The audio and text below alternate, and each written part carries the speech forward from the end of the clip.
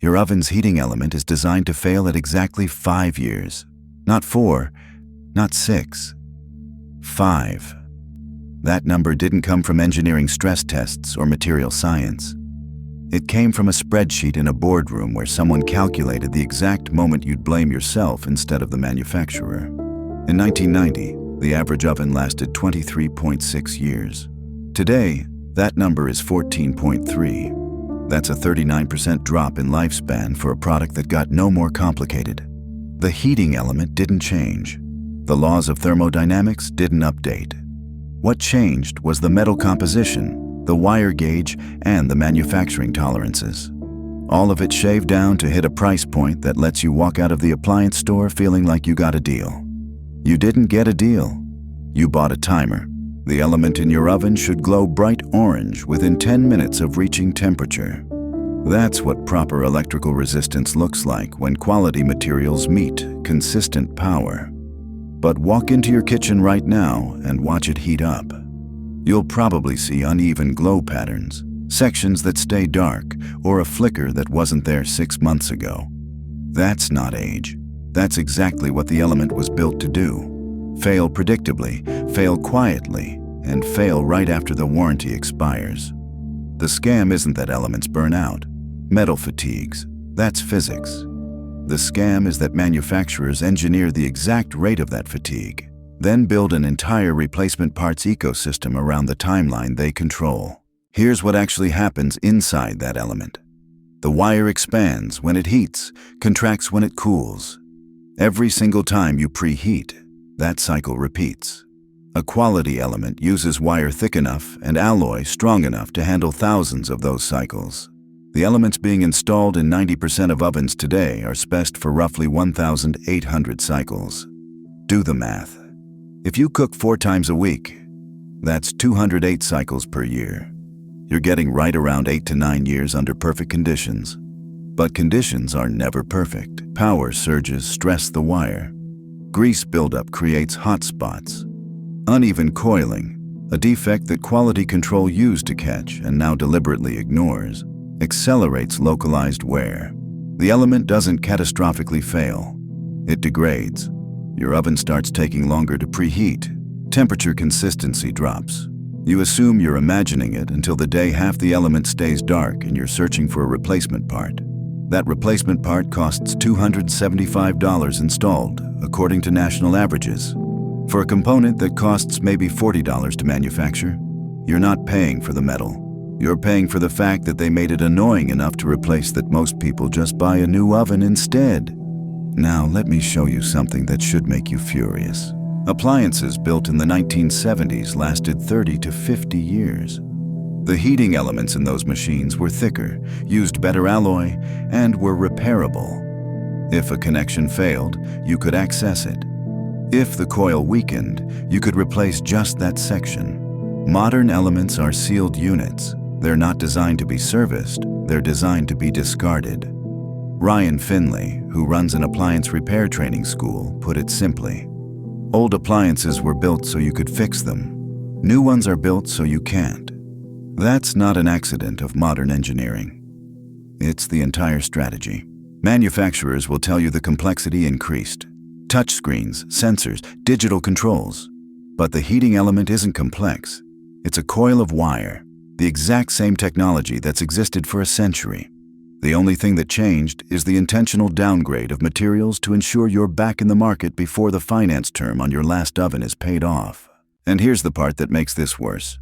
When your element finally does fail, you've got 2 options: OEM parts or aftermarket.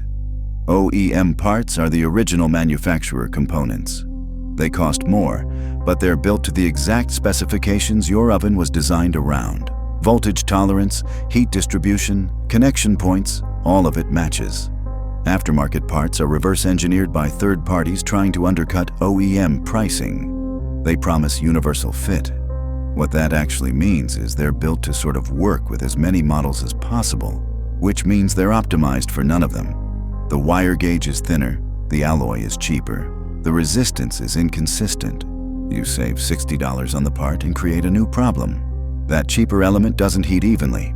It stresses your control board. It throws off your temperature sensors. It pulls irregular current that can damage other components. You replaced one failed part and introduced 3 new failure points. And when those fail, you're looking at a repair bill that exceeds the cost of replacement. This is the cycle they built. Cheap element fails, you replace it with a cheaper element. That damages expensive components. Those components aren't available after 3 to 5 years because the manufacturer changed the internal design. Now the oven is unrepairable. Now you're back at the appliance store, but it gets worse, because what I just described assumes you even get to the replacement decision. Most people never make it that far. They don't realize there's a pattern. And the pattern is what you need to see to understand what's actually being sold to you. Oven lifespan dropped 39% since the 1990s.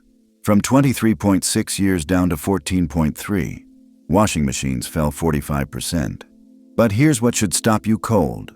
Refrigerators, dishwashers, microwaves, their lifespans stayed relatively stable. If planned obsolescence was a universal conspiracy, every appliance category would show the same decline. They don't. So what makes ovens and washing machines different? They're the 2 appliances where a single cheap component failure can justify replacing the entire unit. Your fridge compressor dies, that's a major repair, but it's still worth fixing a $2,000 appliance. Your oven element burns out. Suddenly you're weighing a $275 repair against a $600 replacement model with a convection fan and a digital display you'll never use. The manufacturer knows this calculation. They designed it. Norwegian research found that 40% of discarded ovens were still functional. Not broken, functional. They were replaced during kitchen renovations because the aesthetic didn't match the new cabinets. That's not a product failure. That's a business model. Build appliances with lifespans that converge around the same timeline, so when one fails or falls out of style, replacing everything at once makes financial sense.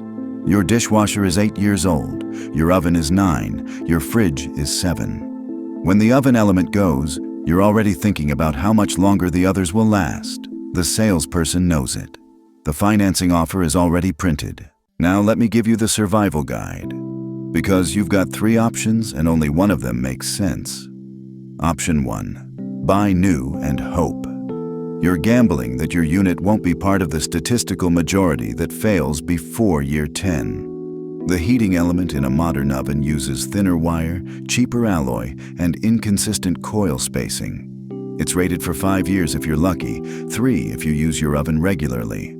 That's not durability. That's a countdown timer. Option 2. Buy used from the 1980s or earlier. Find a mechanical dial oven with 0 digital components. The heating elements in those machines were built with thicker gauge wire and better metal. If they've already survived 40 years, they'll survive another 20. The downside? You're hunting Craigslist and estate sales. You're dealing with cosmetic wear. You're explaining to your spouse why a beige 1987 Kenmore is a better investment than the stainless steel model at Home Depot. It's the right call, but it's not an easy sell. Option 3, and this is the only move that actually works if you're stuck buying new. You buy the simplest model available, and you immediately order a backup heating element. Not after it fails, before. Because here's what nobody tells you. Manufacturers discontinue parts 3 to 5 years after they change the internal design. Your oven is 4 years old. The element dies. You search the model number, the part is discontinued. Now you're looking at used parts from salvage yards or third-party sellers on eBay who may or may not send you the right component. But if you order the backup element the same week you buy the oven, you've got the OEM part sitting in your garage. When the element fails in year 6, you're not at the mercy of parts availability. You've already got it. Cost, about $40 to $80 depending on the model. That's the cheapest insurance policy you'll ever buy. And while you've got the model number pulled up, do this. Search for the service manual. Not the user guide, the service manual. It'll show you every replaceable component, every connector, every diagnostic code. Download it, print it, because the moment you need it is the moment it'll be removed from the manufacturer's website. I'm not exaggerating. Service manuals disappear once a model is discontinued. If you don't have it saved, you're paying a technician $150 just to show up and tell you what's wrong. The manual tells you for free. One more thing, if your element does fail and you're ordering a replacement, verify it's actually OEM sellers on Amazon and eBay list parts as compatible with 40 different models. That's a red flag. Real OEM elements are model-specific. They're built to exact voltage and resistance specs. The universal fit elements use thinner wire and looser tolerances. They'll work initially, but they'll fail faster and they'll stress your control board in the process. Check reviews. If you see complaints about inconsistent heating or early failure, that's an aftermarket part pretending to be OEM. Pay the extra $20. Get the real one. So here's what you're actually buying when you buy a modern oven. You're buying a product engineered to last just long enough that you can't prove it was designed to fail. The element uses cheaper materials. The replacement parts get discontinued right as you need them. The repair cost is calculated to make replacement feel reasonable. And the entire system is built so that fighting it costs more than surrendering. That's not a defect. That's the design. Now you know what you're looking at. The question is whether you're going to keep playing the game they built or start making decisions they don't want you to make. The oven element glowing unevenly in your kitchen right now isn't wearing out. It's doing exactly what it was designed to do on exactly the schedule someone planned 5 years before you bought it. You can keep replacing it every half-decade and wondering why appliances don't last like they used to, or you can stop pretending the system isn't rigged and make moves they didn't account for. Your call.